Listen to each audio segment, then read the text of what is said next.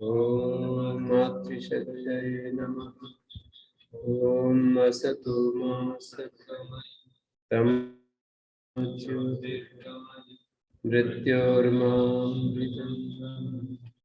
ओम शांति। श्रीमद् भगवद गीता कक्षा 15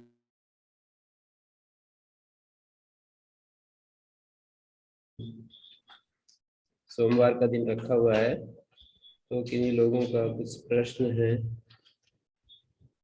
तो वो अपने रख सकते हैं।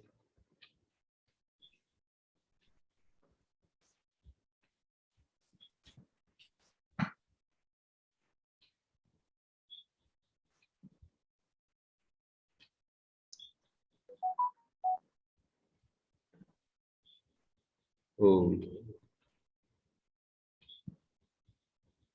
हाँ जी, तिवारी जी, किसी का कोई प्रश्न है तो आप रखिएगा। प्रश्न नहीं होगा तो फिर हम आगे चलेंगे।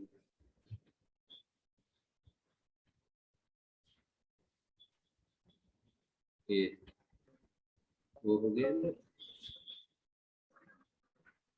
म्यूट करो। गुरुजी प्रणाम। हाँ जी, हाँ जी। ये प्रश्न मैं नोट पे ले रहा हूँ। आत्मा को देखने के लिए अंदर की ओर ध्यान करने में हमें क्या देखना होगा? सरला जी, देवप्रयाग। हाँ जी, आत्मा का ध्यान करने के लिए बाहर के जो वृत्तियां हैं उनसे अपने मन को हटाकर आत्मा में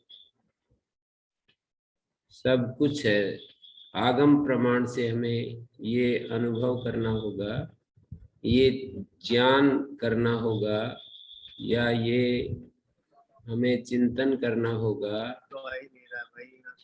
कि हमारे आत्मा में समस्त अस्तित्व है। सूर्य, चंद्रमा, द्यूलोक, पृथ्वी लोक, जो कुछ भूतकाल में घटित हुआ है, जो कुछ वर्तमान में घटित हो रहा है, आगे जो घटित होगा, वो सब हमारी आत्मा में है। ऐसा हमें अनुभव करना होगा। यानी अपने ज्ञान में ये चीज बार बार निरंतर देखनी होगी। और यदि हमारा मन बाहर जाता है तो फिर वापस अपने आत्मा में वही प्रक्रिया दोहरानी होगी। जब हम बाहर की चीजों से वितृष्ण होकर इस अनुष्ठान में गुजरते हैं तो हमारे मन में एक अद्भुत शांति होती है और धीरे धीरे हम जो हम चाहते हैं वो घटित होने लगता है।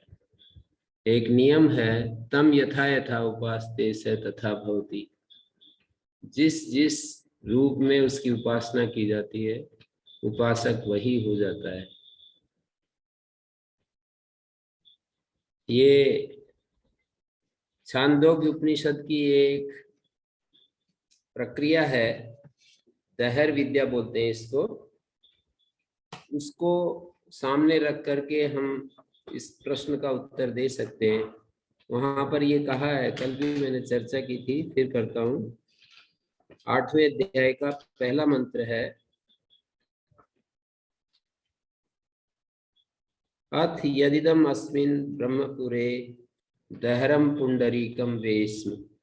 ये जो यदिदम दहरम पुंडरीकम वेश्म अस्मिन् ब्रह्मपुरे, हमारा जो ये शरीर है, ब्रह्म माने जिसको हम ब्रह्म कहते हैं उसको ब्रह्म कहते हैं, और उसका पुर, उसका ये जो नगर, उसका रहने का स्थान, उपलब्धि की दृष्टि से ब्रह्मपुर को, इस शरीर को ब्रह्म का पुर कहा जा रहा है।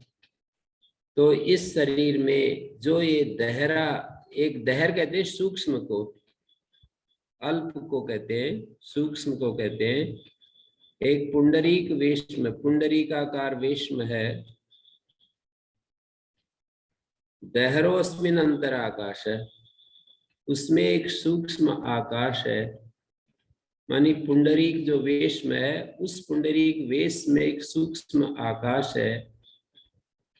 तस्मिन् यदन्त, उसमें जो है उसका अन्वेषण करना चाहिए, उसकी जिज्ञासा करनी चाहिए, उसकी खोज करनी चाहिए।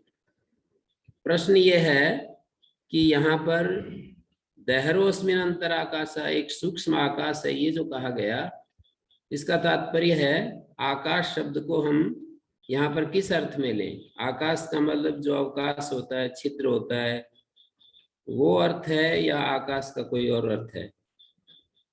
तो ब्रह्म सूत्र ने इसका निर्णय दिया, दहरा उत्तरेभ्य। यहाँ पर दहर आत्मा का वाचक है, परमात्मा का वाचक है। जो उत्तर वाक्य हैं उनसे ये निर्णय होता है कि यहाँ दहराकाश परमात्मा को कह रहा है।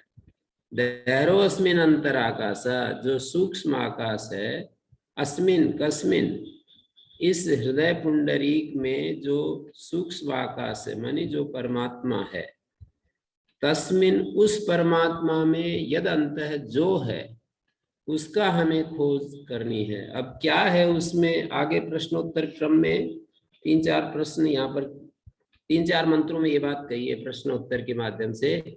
तम चेद ब्रूयु, शिष्यगण, जिज्ञासुगण इस स्थापना के बाद यदि आचार्य से ये पूछें कि यदिदम अस्मिन ब्रह्मपुरे दहरम पुंडरीकम वेश्म, जो इस शरीर में एक सूक्ष्म पुंडरीकाकार वेश्म है, उसमें जो दहराकाश है, उस दहराकाश में क्या है ऐसा? किम तदत्र विद्यते यदन्वेष्टव्यम, वो क्या है जिसका अन्वेषण करना चाहिए, जिसकी खोज करनी चाहिए? वो क्या है जिसकी खोज करनी चाहिए? तो तीसरे मंत्र में ये कह दिया, ये क्या है, इसका उत्तर दे रहे, किम तदत्र विद्यते, उसमें क्या है जिसकी खोज करनी चाहिए? उसका उत्तर दे दिया कि यावान वायम आकाश तावान एशो अंतर हृदय आकाश। ये जो बाहर जितना महान आकाश है, यावान वायम आकाश है, जितना ये लंबा चौड़ा आकाश है, तावान एशो अंतर हृदय आकाश, उतना ही अंतर हृदय में आकाश है।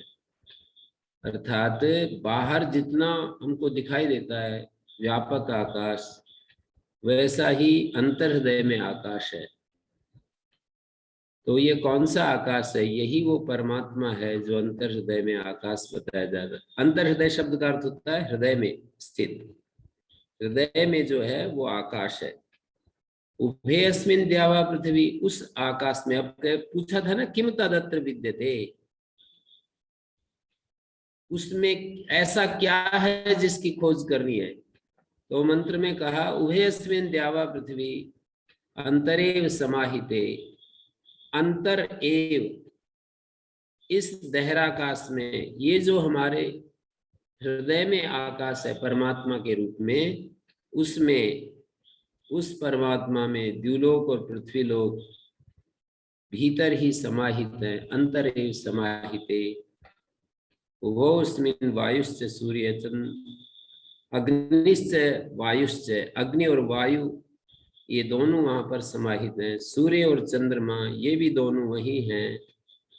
जो हमारा हृदयाकाश है वहां पर बता रहे हैं, ये सारे लोक लोकांतर वहीं पर हैं। विद्युत नक्षत्राणी, विद्युत और नक्षत्र ये भी वही हैं। यच्चास्य ई अस्ति यच्च नास्ति, और इस उपासक का भूतकाल में जो कुछ हो चुका है और वर्तमान में है और आगे जो होगा, जो शक्य प्राप्ति है, सर्वम तदस्मिन समाहितम, वह सब इसमें समाहित है हृदयाकाश में। हृदयाकाश मानी परमात्मा जो हमारे भीतर प्रत्येक आत्मा के रूप में, हमारे शुद्ध आत्मा के रूप में जो मौजूद है, उसमें ये सब समाहित है। हृदयावच्छिन्न जो आकाश है, परमात्मा है, उसमें ये सब समाहित है, ऐसा कहा। और आगे कहा तम चेत ब्रूयु, शिष्यगण यदि उससे पूछें कि जब ये ब्रह्मपुर नष्ट हो जाता है, माने जीर्ण शीर्ण हो जाता है। सर्वम समाहितम ब्रह्मपुरे सर्वम सम, उससे ये पूछें, क्या पूछें? अस्मिश्चेदिदम ब्रह्मपुरे सर्वम समाहितम सर्वाणि च भूतानि सर्वे च कामा। तीन बातें कही। इस ब्रह्मपुर में सब कुछ समाहित है, सब भूत समाहित हैं, सब प्राणी समाहित हैं, सर्वे कामा, सब कामनाएं समाहित हैं। यदेतत् जरा व आपनोति, जब जरा इसको प्राप्त होती है, इस हमारे शरीर को और हृदय पुंडरीक को, प्रध्वंसते वा, अथवा ये शरीर नष्ट हो जाता है, किम ततो अतिशिष्यते, तो उस समय क्या शेष रह जाता है? जैसे किसी पात्र में दूध भरा हो, घड़े में दूध भरा हुआ हो और घड़ा फूट जाए तो सारा दूध बिखर जाता है।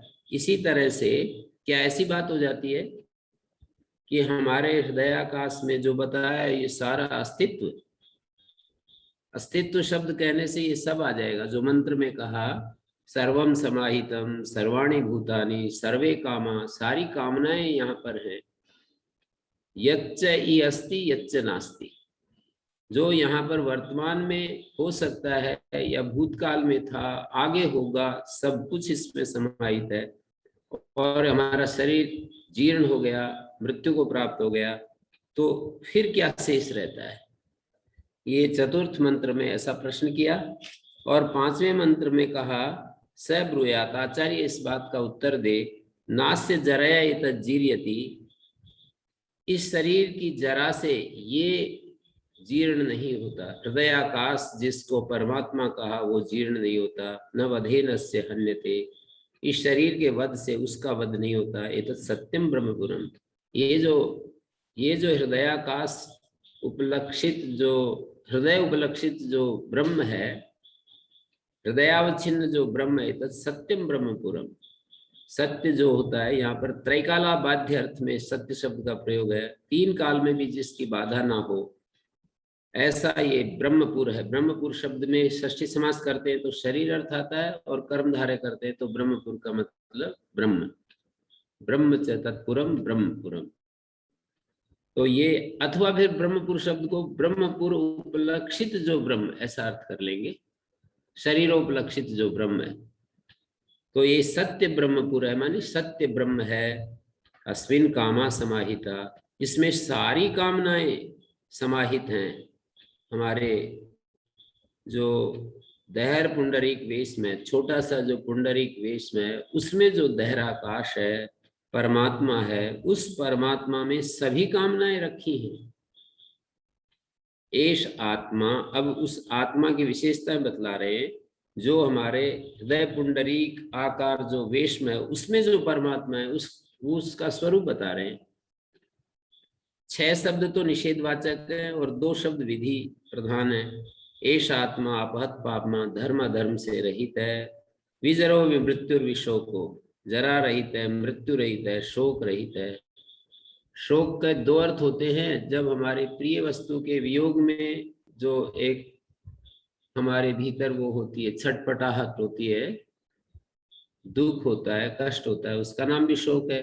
और किसी कामना की अपूर्ति में, कि कोई नशा करने वाला व्यक्ति को नशा न मिले, आजकल तीव्र नशा जैसे ड्रग्स आदि आ रहे हैं, किसी व्यक्ति को वो नशा की आदत पड़ गई और वो ना मिले तो जैसे वो छटपटाता रहता है, उस स्थिति का नाम भी शोक है। कामना की वो तीव्रतम अवस्था जब हमें बिल्कुल अरति महसूस होती है, मन कहीं भी टिकता नहीं, लगता नहीं, उसको शोक कहते हैं। तो विशोक, वो शोक रहित है हमारा आत्मा। विजिगित्सो, भूख रहित है। अपिपासा, प्यास रहित है। सत्य कामा, सत्य संकल्प, ये जो आत्मा है सत्य काम वाला है, सत्य संकल्प वाला है। कोई भी कामना ऐसी नहीं हो सकती है इस आत्मा में जो कि व्यभिचार को प्राप्त हो जाए, और इसका संकल्प व्यभिचार को प्राप्त हो जाए। सत्य काम और सत्य संकल्प उसे कहते हैं जब वो अवश्य पूर्ण होता है। उसके कभी भी उसकी कल्पना ही नहीं की जा सकती कि ये कभी अपूर्ण भी रह सकता है। और संकल्प किया और वो पूरा हो गया, बस ये स्थिति होती है सत्य संकल्प की। और कामना की उत्पत्ति के साथ ही उसकी पूर्ति हो जाती है, इसको कहते हैं सत्य काम। जैसे हमारे उपनिषदों में ब्रह्म के प्रसंग में, सृष्टि उत्पत्ति के प्रसंग में कहा है सो अकामयत, उसने कामना की, एको हम बहुश्याम प्रजाए इति, और ये प्रजाएं उत्पन्न होगी, मैं एक हूं, मैं बहुत हो जाऊं। और इस कामना के साथ ही या इस संकल्प के साथ ही सब कुछ पूरा अस्तित्व इस रूप में धीरे धीरे आ गया।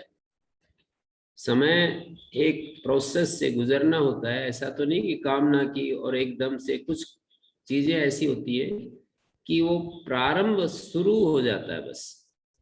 तो इस तरह की बात कही गई है। तो यहाँ सत्य कामा सत्य संकल्प यथा एव इहि प्रजा अन्वाविशन्ति, ये 5वां मंत्र चल रहा है। यथा ही एव, हम उस आत्मा को नहीं जानते तो क्या दोष है, ऐसे प्रश्न उठेगा। तब ये अगली पंक्तियां लिखी गई, अगली पंक्तियां कही गई। उस आत्मा को जो 8 गुणों से युक्त आत्मा बताया, अष्टगुणोपेत आत्मा, उसको यदि हम नहीं जानेंगे तो क्या हानि है। तो कहते हैं यथेव ही प्रजा अन्वाविशन्ति यथानुशासनम। जैसे कोई राजा, कोई बड़ा धनी होता है, कोई बहुत बड़ा श्रेष्ठी होता है और उसके पास सेवक होते हैं, किसी राजा के अधीन काम करने वाले होते हैं। आजकल की भाषा में प्रधानमंत्री के पास जैसे मंत्रीगण हैं या जो भी हैं, मिनिस्टर्स हैं। यथेव ही प्रजा अन्वाविशन्ति अनुवर्तन्ते यथानुशासन, जैसा उनका अनुशासन निर्देश आदि होता है उसके अनुसार ये अनुवर्तन करती हैं प्रजाएं। यम यम अंतम अभिकामा भवन्ति, जिस जिस प्रदेश की, जिस जिस पदार्थ की इच्छा वाली वे प्रजाएं होती हैं। यम जनपदम यम क्षेत्र भागम तम तम एव उपजीवन्ति, जिस क्षेत्र भाग को, जिस स्थान को, जिस वस्तु की वो चाहना करती है वो उनको मिल जाता है। लेकिन इसमें बात यह है कि वो मिल जाता है, लेकिन उन्हें अपने स्वामी की चित्त का अनुवर्तन करना पड़ता है, कभी भी वो स्वाधीन नहीं हो सकते। तो इस आत्मा को यदि नहीं जानते तो उन्हें पराधीन होना पड़ेगा। देखो, जो कोई पराधीनता को सहन कर सकता है, सुख भोग के लिए पराधीनता को सहन करना ही होता है, कोई कर सकता है तो फिर तो ठीक है, फिर आत्म खोज की कोई बात नहीं है। पर जिनको पराधीनता बहुत कष्टकारी लगती है और पराधीनता को बहुत बड़ा दुख समझते हैं, तो ऐसे लोगों के लिए आत्मा की खोज करने की सलाह दी गई है। और उस खोज की प्रक्रिया यही है, आगे एक मंत्र में कहा जा रहा है, 6ठे मंत्र में। तो इसमें तो ये बात आई कि क्या आत्मा का अन्वेषण नहीं करेंगे तो क्या हानि है। तो ये बतला दिया, हानि ये है कि उनको पराधीन होना पड़ेगा, अपने स्वामी के चित्त का अनुवर्तन करना पड़ेगा। और उसमें जितना वो उसका प्रियाचरण करेंगे, उनको उनकी अभीष्ट इच्छा की पूर्ति हो जाएगी। लेकिन उसको करना ही पड़ेगा, निरंतर करना पड़ेगा प्रियाचरण। यदि वो अपने राजा के विरोध में जाते हैं तो उसी समय छीन लिया जाता है, अलग कर दिए जाते हैं। देखते भी है संसार में। पराधीनता का मतलब अपने मन को उनके चित्त के अनुसार चलाना होगा, अपनी कोई स्वाधीनता। उससे जो मिलेगा उसके बाद तो स्वाधीन है। जैसे कि 1 करोड़ रुपए का पैकेज किसी कंपनी ने किसी को दिया, तो उसके लिए उसको पूरा मेहनत पुरुषार्थ करना पड़ेगा, उसको निरंतर उस मालिक के निर्देश का पालन। यथानुशासन में यह शब्द डाला है, जैसा उनका अनुशासन है, जैसा उनका निर्देश है, उसके अनुसार उनको चलना पड़ेगा। और यदि वो चल सकते हैं तो वो उनको जो वो चाहते हैं वो मिलेगा। लेकिन उनको उनके अनुसार ही जीना पड़ेगा, वे स्वाधीन जीवन नहीं जी सकते, स्वाधीनता उनको नहीं प्राप्त होगी। जो स्वाधीनता चाहते हैं उनको आत्मा की खोज करनी चाहिए। ये अंततः बात आई। मानी पराधीनता को, जो पराधीनता से ऊपर उठना चाहते हैं, स्वाधीन जीवन चाहते हैं, उनको आत्मा की खोज करनी चाहिए। आप ये पूछेंगे कि आत्मा की खोज से स्वाधीनता का क्या संबंध है? आत्मा की खोज से स्वाधीनता का ये संबंध है कि जब ये निश्चय हो गया, जब हमारे को ये पूरा आश्वासन मिल गया श्रुति के द्वारा, शास्त्र वचन से, आगम से हमें ये निश्चय हो गया कि जो हम चाहते हैं वो हमारे भीतर है, तो हम किस लिए कि मैं ये उच्छृंखल हो जाता है, ऐसा नहीं कह रहे हैं कि ऐसा व्यक्ति उच्छृंखल हो जाता है, मनमौजी ढंग से जीता है, किसी को कुछ समझता नहीं है। लेकिन धर्म जो तत्वतः है, वो व्यक्ति, उसके मन में किसी से जब कोई प्रयोजन पूर्ति की इच्छा नहीं होती है, तो एकदम सहनशाह होकर के जीता है, नम्रता के साथ सहनशाह होकर के जीता है। उद्दंडता पूर्वक एक सहनशाह होते हैं, एक नम्रता पूर्वक सहनशाह होते हैं। वो निरपेक्ष जब हो जाते हैं, बाहर से निरपेक्ष हो जाए, तो उनके मन पर किसी प्रकार का कोई दबाव नहीं। कोई प्रशंसा करता है तो भी उनको ऐसा ही है, कोई निंदा करता है तो भी ऐसा ही है, कोई कुछ दे देता है तो भी बहुत अच्छा, नहीं देते तो भी अच्छा है। पूर्ण प्रेम की स्थिति में रहते हैं, दूसरों के साथ पूर्ण सद्भाव की स्थिति में रहते हैं। प्रेम, सद्भाव, श्रद्धा, वात्सल्य, ये जिनको भाव कहते हैं, गुड फीलिंग्स कहते हैं, उनके उसकी चरम सीमा में जब हम जीते हैं, तो उधर से यदि हमें कुछ कम मिलता है, ज्यादा मिलता है, तो उसमें हमारा कोई मिलता है तो हम उसका धन्यवाद करते हैं, नहीं मिलता है तो भी धन्यवाद करते हैं। हर वक्त हम प्रसन्नता में रहते हैं, किसी प्रकार का हमें भय नहीं होता है, किसी प्रकार का कोई हमें अपेक्षा नहीं होती है, ऐसा जीवन होता है। तो ये वाला जीवन और एक हमें पराधीनता में गुजरना पड़ता है, इन दोनों की तुलना करके देखेंगे तो काफी अंतर हो जाता है। जैसे कोई एक एक व्यक्ति, हम ऐसा समझ सकते हैं कि एक एक व्यक्ति जिसको किसी से कुछ नहीं चाहिए, उस व्यक्ति के मन की स्थिति देखे, और जिसको अपनी इच्छाओं की पूर्ति के लिए दूसरों की तरफ देखना पड़ता है, उसको देखे, तो उनके दोनों की मन की स्थिति में अंतर रहेगा।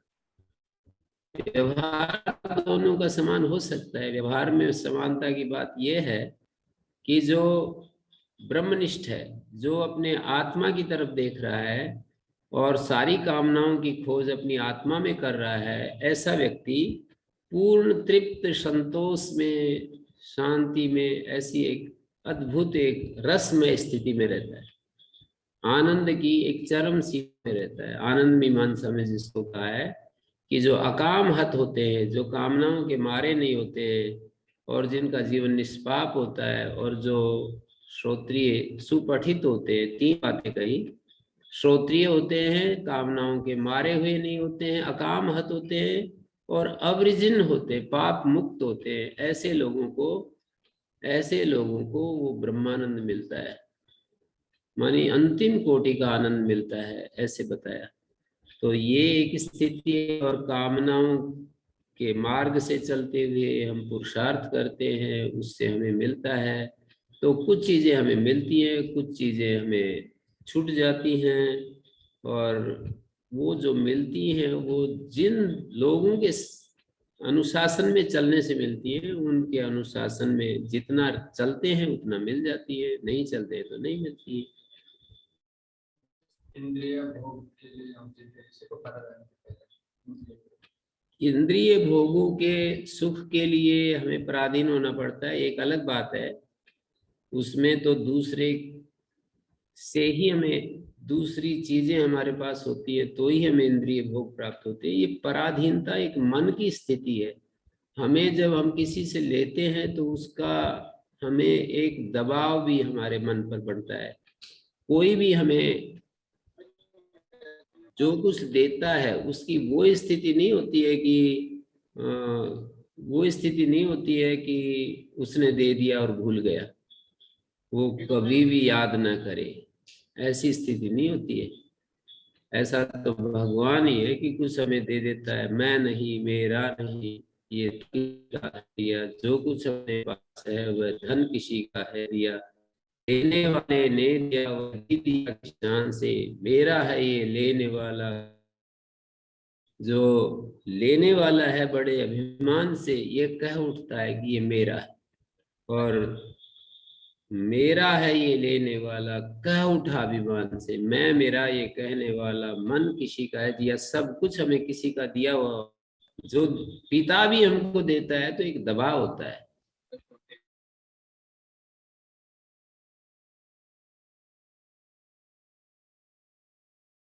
किसी से लेते हैं तो उसका एक दबाव हमें स्वीकार।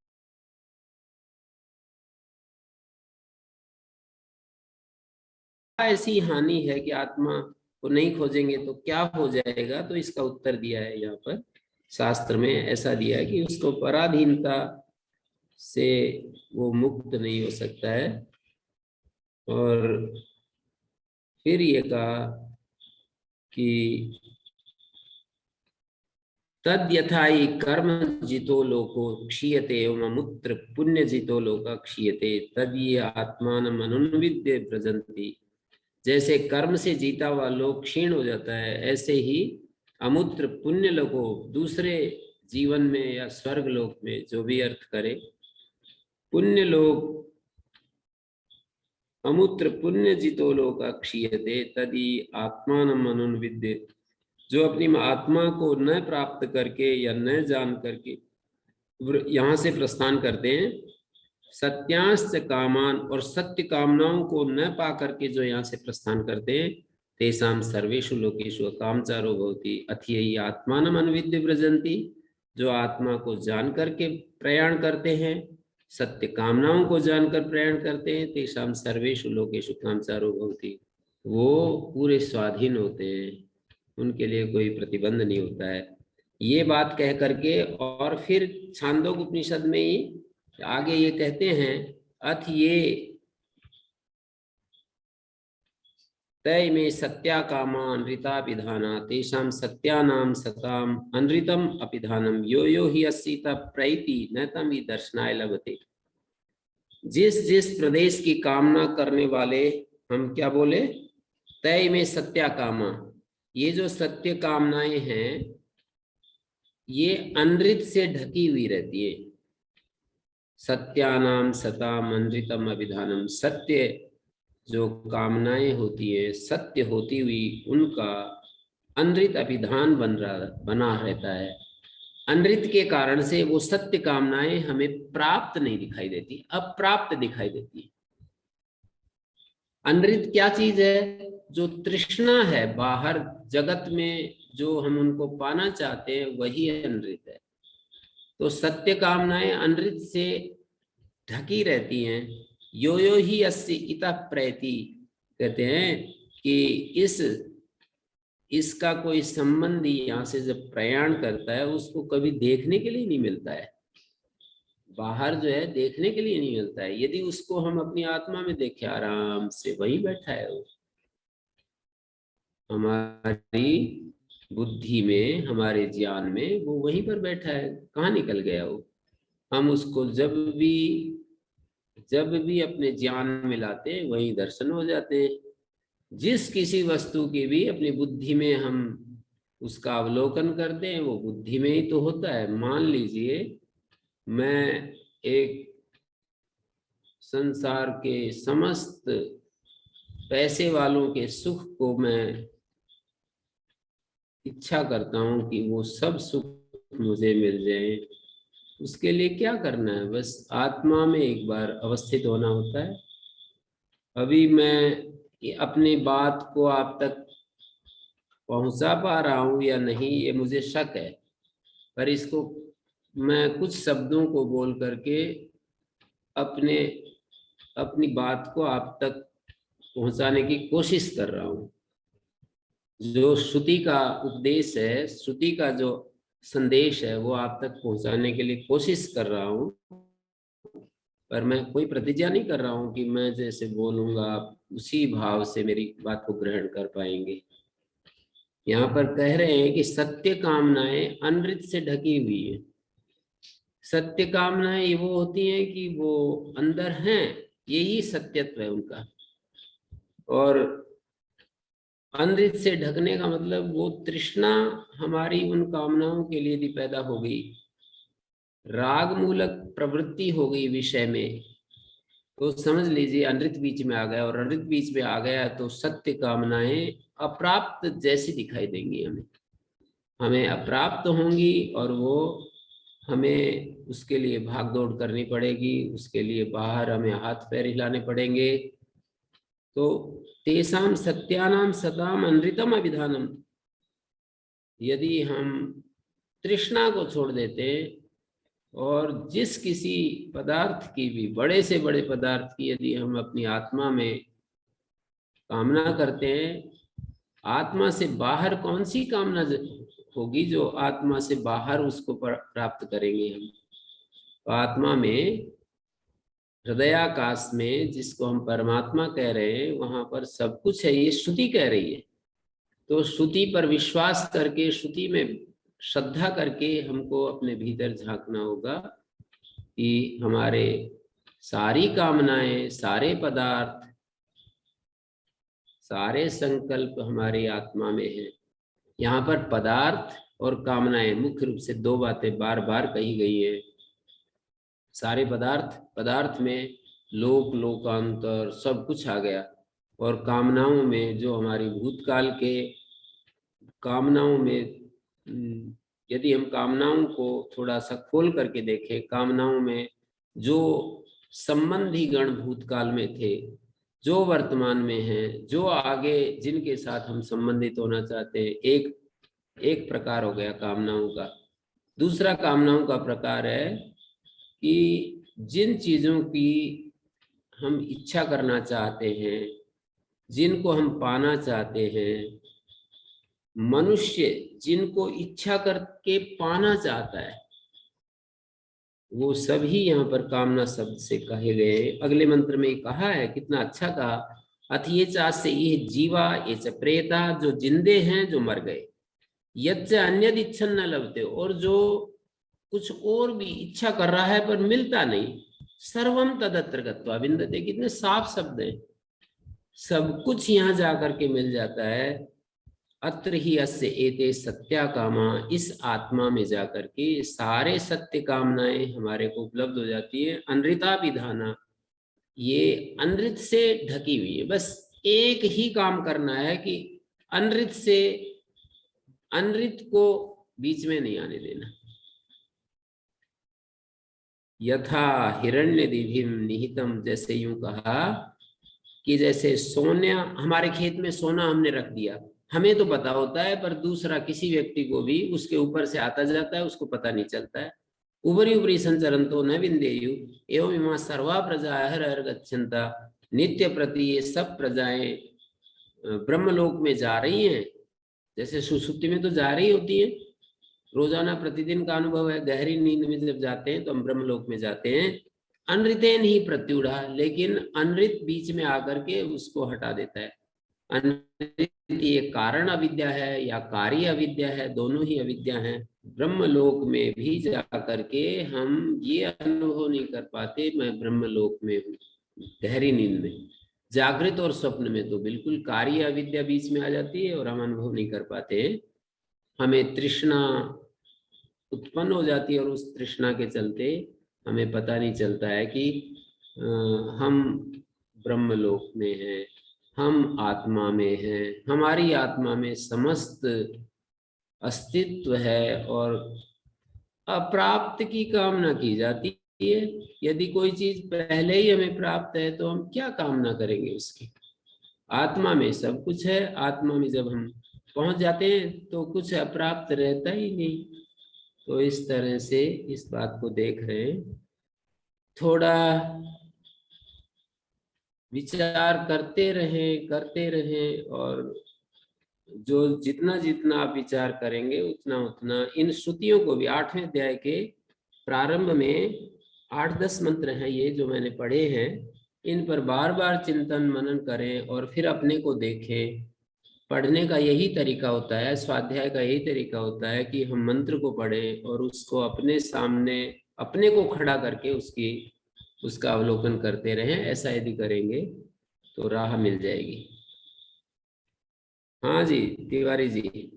जी गुरुजी, ये शुभम उज्जवल जी ने कल भी एक प्रश्न किया था और आज भी एक प्रश्न है, दोनों प्रश्न एक साथ ले रहा हूं मैं। जी उन्होंने लिखा है, मैं काफी समय से सुन रहा हूँ, समझ में भी आता है, पर ऐसा महसूस हुआ कि हमको वो नहीं चाहिए जिसके लिए सब कहा गया है। इसको क्या समझें? एक प्रश्न तो ये है। हमें वो नहीं चाहिए, हमें, जिसके लिए सब कहा गया है। हाँ, जिसके लिए सब कहा गया है हमको वो नहीं चाहिए। जिसके लिए कहा गया है हम सबको वो नहीं चाहिए। फिर एक बार और प्रश्न को दोहरा दो। एक बार फिर दोहरा देता हूँ। मैं काफी समय से सुन रहा हूँ, समझ में भी आता है, पर ऐसा महसूस हुआ कि हमको वो नहीं चाहिए जिसके लिए सब कहा गया है। इसको क्या समझें? जी पहले एक प्रश्न का उत्तर देता हूँ, फिर ठीक दूसरे है, प्रश्न। ठीक है समझ गुरुजी। में भी आ रहा है, सुन भी रहे हैं और पता भी चल रहा है, लेकिन हमको वो नहीं चाहिए जिसके लिए कहा गया है, जिसके लिए सब कहा गया है। हमको वो नहीं चाहिए जिसके लिए सब कहा गया है। ये शायद प्रश्नकर्ता ये कहना चाहता है कि हमारे को जो हम चाहते हैं हमको वो नहीं चाहिए जिसके लिए सब कहा गया है। सब कहा गया है माने जिसकी महिमा गाई गई है, जिसकी प्रशंसा गाई गई है, जिसके बारे में इस संसार में बहुत महिमा मंडित ढंग से जिन चीजों को प्रस्तुत करते हैं, हमको वो नहीं चाहिए जिसके लिए कहा गया है। यदि उनका ये तात्पर्य है तो इतना यदि हमारे को स्पष्ट हो जाता है कि हमको वो नहीं चाहिए जिसके लिए कहा गया है, तो हम किस लिए फिर उसके पीछे दौड़ेंगे। हमको वो नहीं चाहिए जिसके लिए सब कहा गया है, हम क्यों दौड़ेंगे। एक तरफ एक निश्चय यदि हमें प्राप्त हो जाता है कि हमें वो नहीं चाहिए जिसके लिए कह रहे हैं। कौन कह रहे हैं? संसार कह रहे हैं। यदि दो तरह की बातें हैं, संसार कह रहे हैं और वो नहीं चाहिए, तब तो ठीक ही है।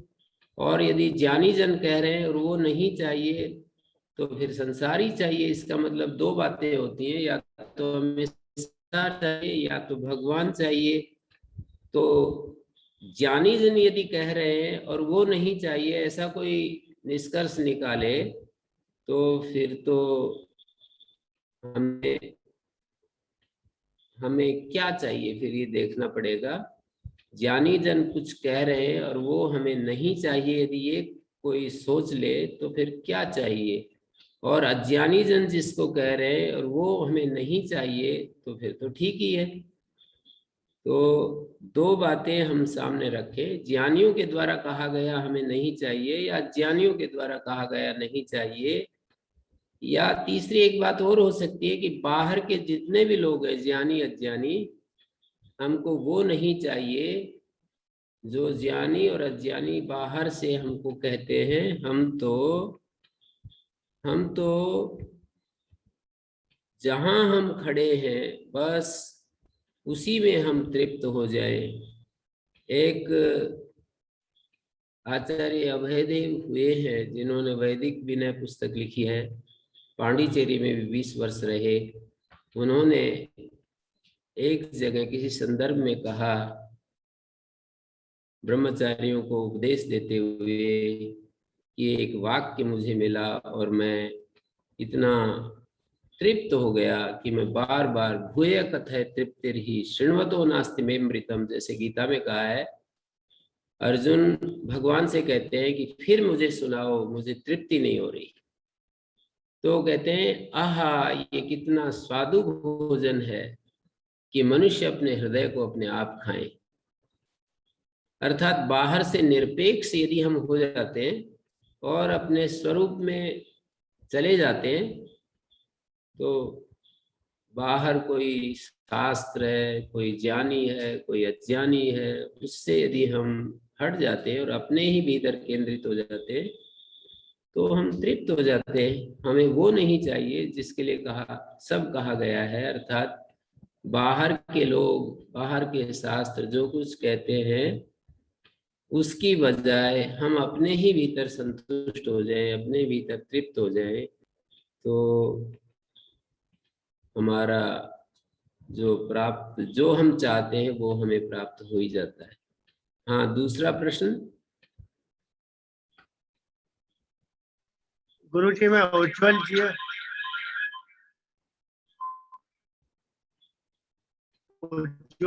जी को ही अनम्यूट कर दे रहा हूँ, अपना प्रश्न अभी और कर दिए हैं।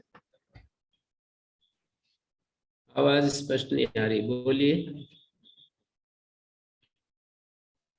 उज्जवल जी, आप अपना प्रश्न पूछें।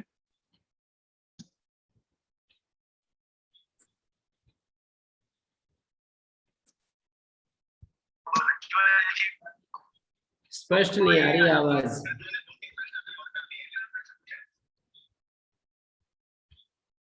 अरविंद जी, आवाज स्पष्ट नहीं आ रही है। स्पष्ट क्या, बिल्कुल ही नहीं आ रही।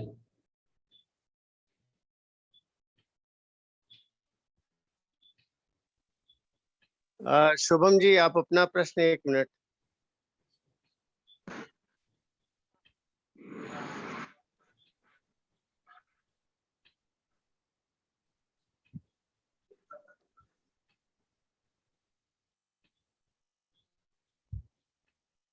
शुभम जी पूछिए। नमस्ते जी। हाँ जी। जी मैं जी ये पूछ रहा था कि जैसे हमने सुना, जी बहुत सारा हमने सुन लिया, जी। हमको समझ में आया, हमने योग दर्शन में भी सुन लिया, गीता में भी सुना कि ज्ञान प्राप्त करना चाहिए, पर फिर हमको एक दिन ऐसा लगा कि हमको वो चीज सच में चाहिए नहीं, हम ये काम किसी और चीज के लिए कर रहे हैं, जैसे कि लोगों को बताएंगे हम। हाँ, ये तो हमको बिल्कुल ठीक है। यदि किसी के मन में आ गया कि हमको जो कहा जाता है, बहुत आपने स्पष्ट कर दी अपनी बात को। यदि हम सुनने के कई उद्देश्य होते हैं ना। सुनने का ये उद्देश्य होता है मैं अंदर प्रकाशित हो जाऊं, मुझे सत्य प्राप्त हो जाए। सुनने का ये भी उद्देश्य होता है कि मुझे पैसे मिलेंगे, मैं संपन्न हो जाऊंगा। सुनने का ये भी उद्देश्य होता है चर्चा चलेगी तो मैं अपनी बात कह सकूंगा, दूसरों को समझा सकूंगा। कई उद्देश्य होते हैं। मेरे को आपका प्रश्न थोड़ा स्पष्ट नहीं हो रहा था। यदि आप इस भाव से पूछ रहे हैं तो स्पष्ट है। यदि हम जो हमें कहा जाता है उसके ऊपर यदि हमारी चाहत स्पष्ट होती है कि जो कहा जा रहा है वही हम चाह रहे हैं, तो मिल ही जाता है। हम कुछ और चाहते रहते हैं, कहा जा रहा है आत्मा की प्राप्ति के लिए, आत्मा को सुन करके भी हम बताना चाहते हैं, हम प्रवचन करना चाहते हैं, हम यशस्वी होना चाहते हैं, तो फिर हम टारगेट को मिस कर देते हैं। और जी मेरा एक 2 प्रश्न और है मेरे। हाँ जी। एक तो ये आपसे मैंने एक बार पहले पूछा था जब मैं पतंजलि योग पीठ आया था, जी। आपने बताया ओम का मतलब होता है सच्चिदानंद। हम्म। तो मतलब जैसे हम ओम ओम बोलते हैं, हम्म। हम भावना करते हैं कि ये भगवान का नाम है, हम्म। तो सच्चिद आनंद माने उसकी क्या भावना होगी, उसमें कैसे भावना करेंगे हम कि सच्चिद आनंद है, तो बोलेंगे ऐसे मन में विचार उठाएंगे? ओम से बाहर कुछ नहीं है ना, आप अपने को ही खड़ा करके कह दीजिए। मतलब मैं ही दृष्टा बन जाऊं उसके लिए? नहीं, दृष्टा भी क्या, मैं ही सत हूँ, चित हूँ, आनंद हूँ, ऐसा यदि अनुभव करेंगे तो क्या दिक्कत है आपको? क्यों भावना नहीं हाँ, ये भी करते? ठीक है। मैं सत्य हूँ, और मैं चैतन्य हूँ, मैं आनंद हूँ, तो इसमें क्या भावना करनी है? ये तो अनुभव करना है, फील करना है। भावना तो एक प्रकार की आरोपित होती है, तो आरोपित भावना लाभ भी देती है, लेकिन यहाँ तो भावना की बजाय यदि हम फील करें कि मैं सत हूँ, मेरा अस्तित्व है, मैं चैतन्य हूँ, मैं आनंदित हूँ, मैं सुख स्वरूप हूँ, तो फिर हमारे को भावना की भी जरूरत नहीं, केवल अनुभव करने की आवश्यकता है। हाँ जी, ठीक अगला है। प्रश्न। अगला प्रश्न जी ये है मेरा कि जैसे हम मन को देखते हैं, तो भी थोड़े दिन पहले मेरे को ऐसे लगा कि मतलब कि ये जैसे दृष्टा बोलते हैं, तो उसका थोड़ा सा महसूस हुआ कि हाँ कुछ एक चीज भाई मतलब जानने वाली चीज है, मन है बीच में, तो मन को देख रहा हूँ मैं, तो मैं अपने को एक अलग सी चीज महसूस कर रहा हूँ, जैसे बॉडी से अलग होता है, तो वो आत्मा होता है क्या, कि वो कुछ और चीज है?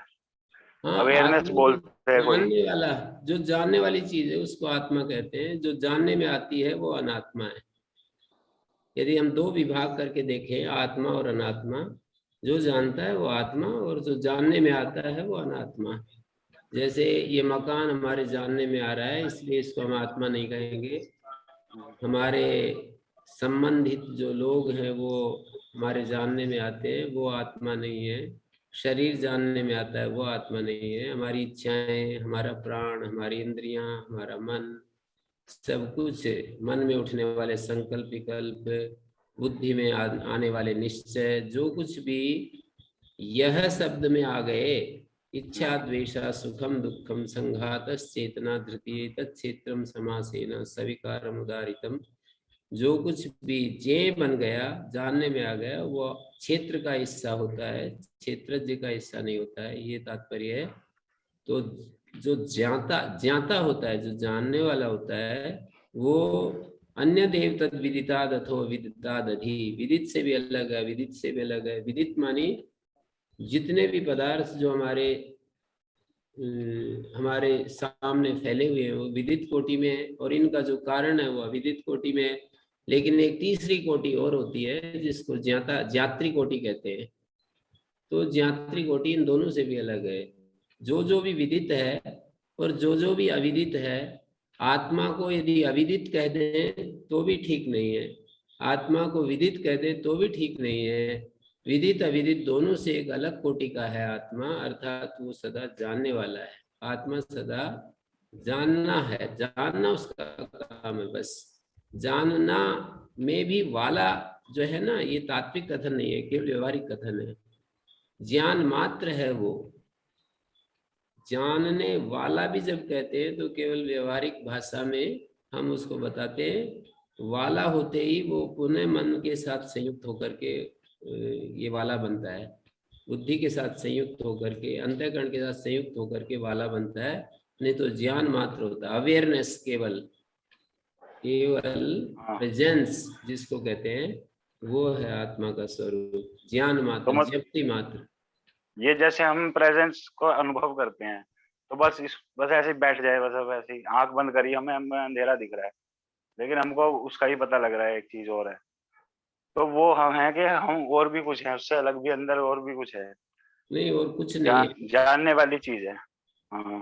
हाँ, शांत जो हमारा स्वरूप है, हाँ। इसके सामने सब प्रकाशित हो रहा है। जो भी वृत्ति के रूप में, भाव के रूप में, इच्छा के रूप में, पदार्थ के रूप में, क्रिया के रूप में जो भी सामने गुजरता है, वो उसका हिस्सा नहीं है।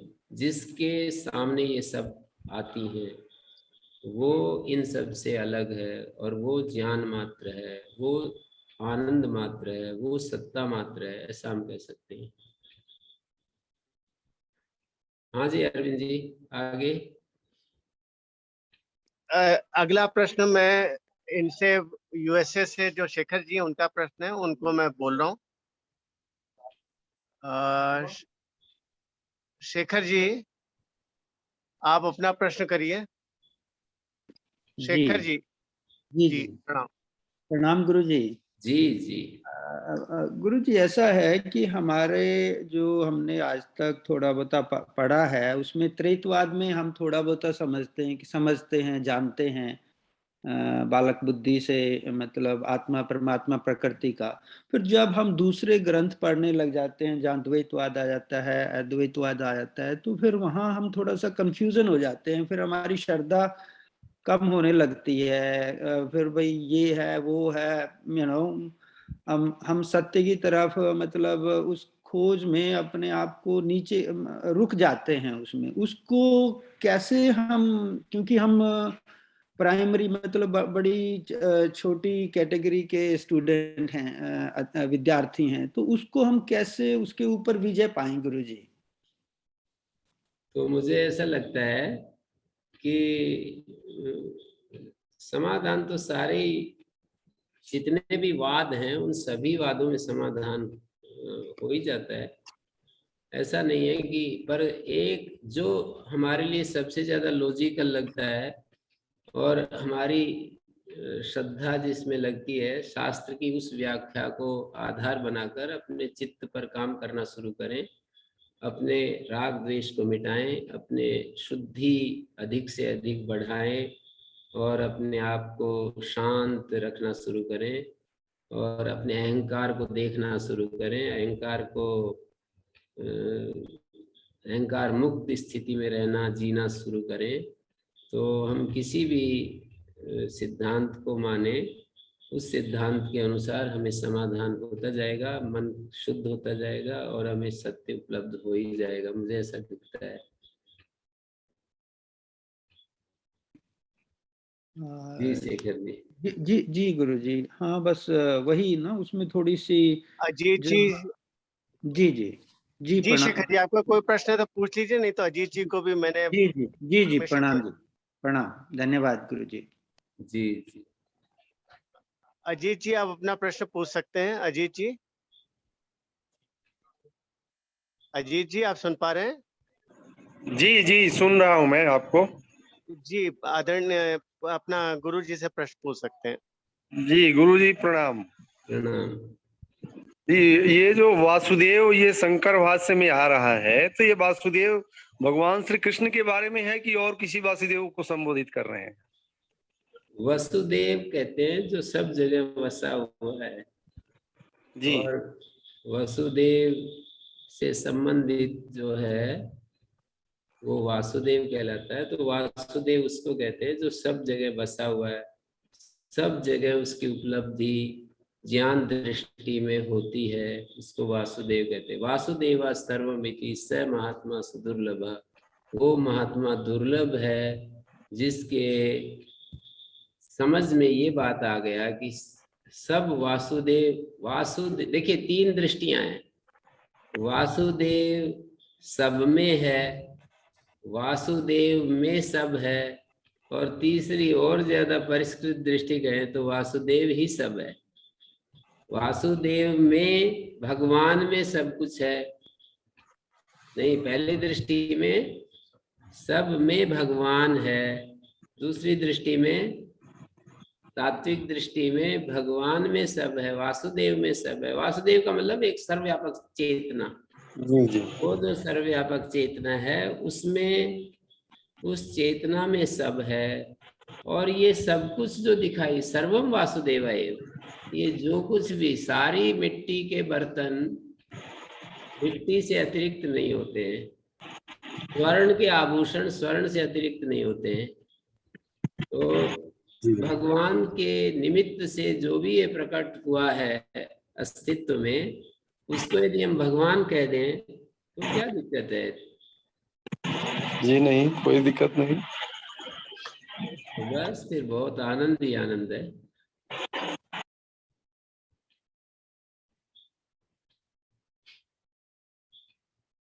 जी अरविंद जी।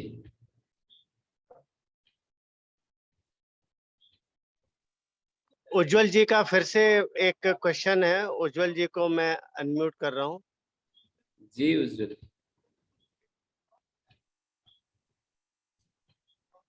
शुभम जी आप अपना प्रश्न पूछ सकते हैं।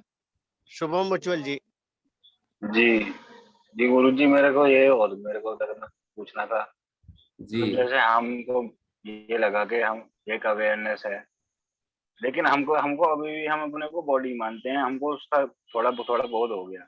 हम जैसे मन को देखने भी लग जाते हैं, रोक भी देते हैं इसको, शांत हो जाता है, कोई ज्ञान भी नहीं होता उस टाइम पे।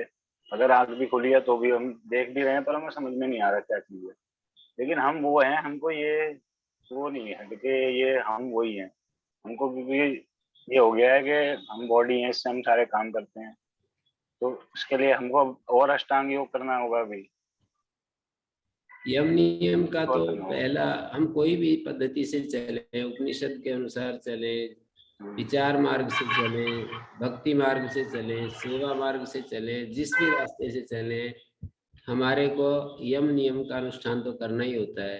5 निषेध जो कहे हैं हमारे आचार्यों ने, पतंजलि ने, जो 5 निषेध, यम नाम से जो 5 निषेध हैं, 5 निगेशंस, तो उनका तो पालन करना ही होगा। 5 यमों का भी पालन करना होगा। तो यहाँ से शुरुआत कर सकते हैं, आगे तो फिर जो भी, ये तो यम नियम सभी पद्धतियों में आवश्यक है।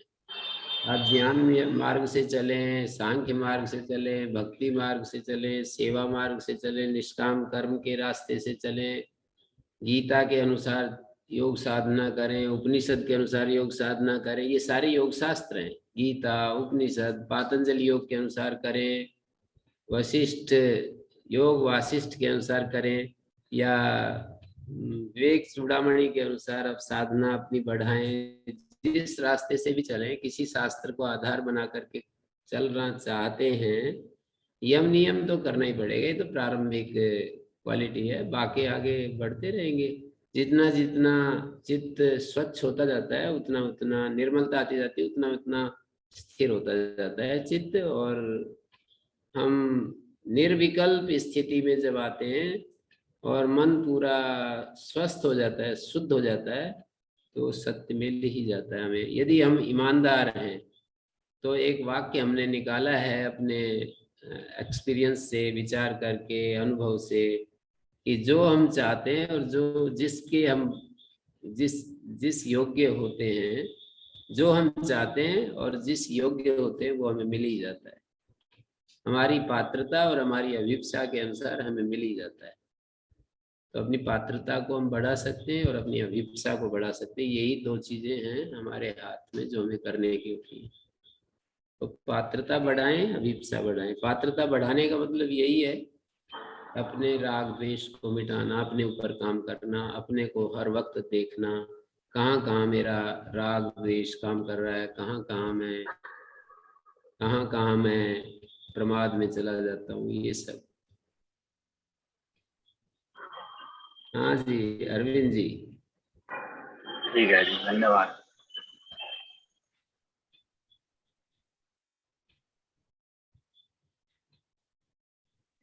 जी शुभम जी, कुछ और पूछना है आपको? पूछ लिया उन्होंने, और बोलिए। नहीं अभी का ठीक है जी। शुभम उज्जवल जी, ठीक है जी, अभी मैं अगले उसमें पूछ लूंगा, अगर मेरा कोई जिज्ञासा होगी तब ले लें उसमें, जी मंगलवार को। जी नहीं, वो प्रश्न खाली मंडे को होता है। आप अपने प्रश्न जैसे लिख करके डाले थे वो हम रख देते हैं गुरुजी के सामने, जैसे आज रख दिया था। और ये अविनाश महेंद्र जी ने हाथ उठाया था। अविनाश जी, आप गुरुजी से कुछ प्रश्न करना चाह रहे थे? अविनाश जी, अविनाश जी। हाँ गुरुजी प्रणाम। प्रणाम। हाँ गुरुजी, हमने अभी तक आपसे ये समझा था कि ये जो हमारी वैदिक दृष्टि के अनुसार जो सृष्टि है ये साइक्लिक है जी। और 10वें अध्याय के 6ठे श्लोक में आपने बताया कि भगवान कह रहे हैं कि मैंने ऐसे ऋषियों के थ्रू, मनु के थ्रू फिर उनको मनुष्यों को पैदा किया जी। उनका संज्ञान कैसे मिलाएंगे, दोनों का समन्वय कैसे करेंगे?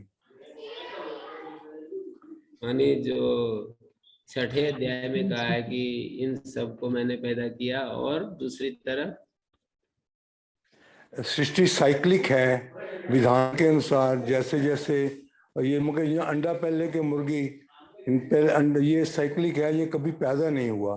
तो यहाँ तो कहते मतलब हैं अनादिकाल से हमारा ये प्रवाह चल रहा है। हाँ, यहाँ कह रहे हैं कि मैंने पैदा किए इनको। नहीं, वो तो एक बिंदु पर प्रकट तो होता ही है ना।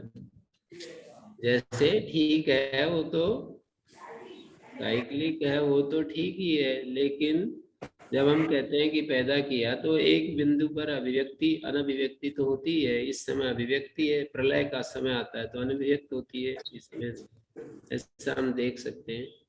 ये साइक्लिक के अनुसार ही है साइक्लिक के अनुसार ही जी, अभिव्यक्त अनभिव्यक्त तो होता ही मतलब है। साइक्लिक बता करके तो हम यही कह रहे हैं कि अनादि है, कभी भी इसकी कोई शुरुआत नहीं है।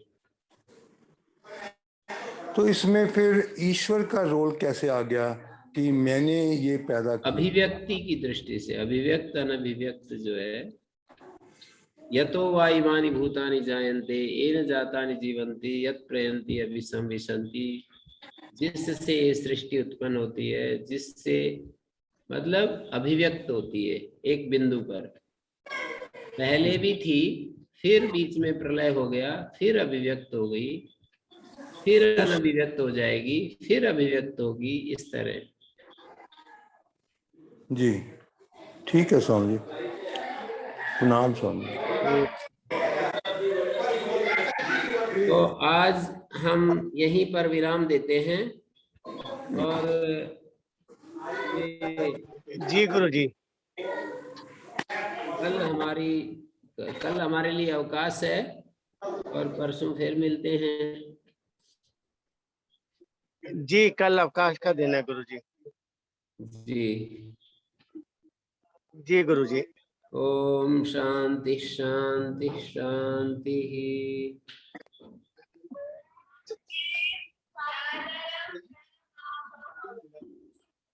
ओम प्रणाम गुरुजी। ओम। ओम।